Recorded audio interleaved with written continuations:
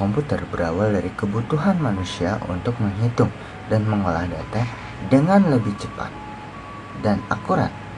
Alat hitung paling awal adalah abakus yang telah digunakan sejak ribuan tahun lalu di berbagai peradaban kuno seperti Mesopotamia, Tiongkok, dan Mesir.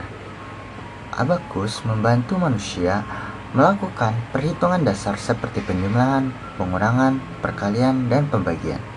Nah, seiring perkembangannya zaman, manusia mulai menciptakan alat hitung yang lebih modern. Pada abad ke-17, Blaise Pascal menciptakan mesin hitung mekanik bernama Pascaline untuk membantu ayahnya menghitung pajak.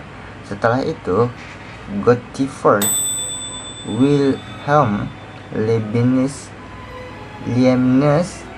nah nggak tahu itu bacanya gimana, tapi beliau mengembangkan mesin hitung yang mampu melakukan operasi perkalian dan pembagian secara otomatis. Nah, perkembangan komputer semakin maju pada abad ke-19 ketika Charles Babbage merancang mesin bernama Analytical Engine yang dianggap sebagai cikal bakal komputer modern karena memiliki konsep penyimpanan data dan program. Ide tersebut kemudian dikembangkan lebih lanjut hingga lahir komputer elektronik pertama pada abad ke-20. Pada masa Perang Dunia Kedua, komputer digunakan untuk membantu perhitungan militer dan pemecahan kode rahasia. Salah satu komputer elektronik yang pertama adalah ENIAC yang memiliki ukuran sangat besar dan menggunakan banyak daya listrik. Dari sinilah perkembangan komputer terus berlanjut hingga menjadi perangkat canggih seperti laptop, smartphone, dan komputer modern yang digunakan saat ini. Nah, untuk mengetahui hal-hal tersebut, mari kita simak video yang akan ditampilkan pada kesempatan kali ini. Lalu selanjutnya yaitu ada komputer generasi pertama. Komputer generasi pertama menggunakan tabung vakum yang menjadi sebagai komponen utamanya. Lalu ukurannya itu biasanya sangat besar dan membutuhkan listrik yang banyak. Contohnya itu ada ENIAC, John Prosper Everett, lalu yang terakhir ada John Mauchly. Ciri-cirinya ini biasanya dia berukuran sangat besar, lalu cepat panas, dan biasanya menggunakan bahasa mesin. Komputer generasi kedua adalah komputer yang menggunakan transistor sebagai pengganti tabung vakum. Komputer generasi ini lebih kecil dan lebih cepat, tidak mudah panas, dan lebih hemat listrik dibanding generasi pertama. Contohnya yaitu IBM 1401. Komputer generasi ketiga yang digunakan pada tahun 1964 sampai dengan 1971. Komputer ini mulai menggunakan IC atau Integrated Circuit sehingga ukurannya semakin kecil dan kinerjanya semakin meningkat. Untuk ciri-cirinya sendiri, yang pertama lebih praktis, yang kedua kapasitas penyimpanan lebih besar, dan yang ketiga mulai digunakan di berbagai bidang. Komputer generasi keempat 1971. Peran generasi ini mempentingkan prosesor. Komputer menjadi lebih kecil, cepat, dan dapat digunakan oleh banyak orang. Contoh laptop, PC, smartphone. Nah, selanjutnya juga di sini ada komputer generasi kelima. Komputer generasi kelima dimulai sejak tahun 1990 hingga sekarang. Generasi ini ditandai dengan integrasi kecerdasan buatan atau biasa yang disebut AI ke dalam sistem komputer. Komputer tidak hanya menjalankan instruksi, tapi mampu belajar, menalar, dan berinteraksi secara natural.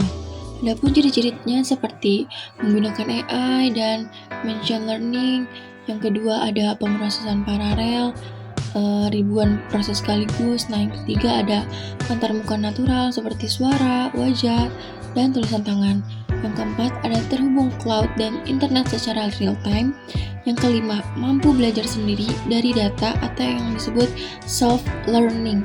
Yang keenam ada komponen berukuran nanometer ataupun ULSI.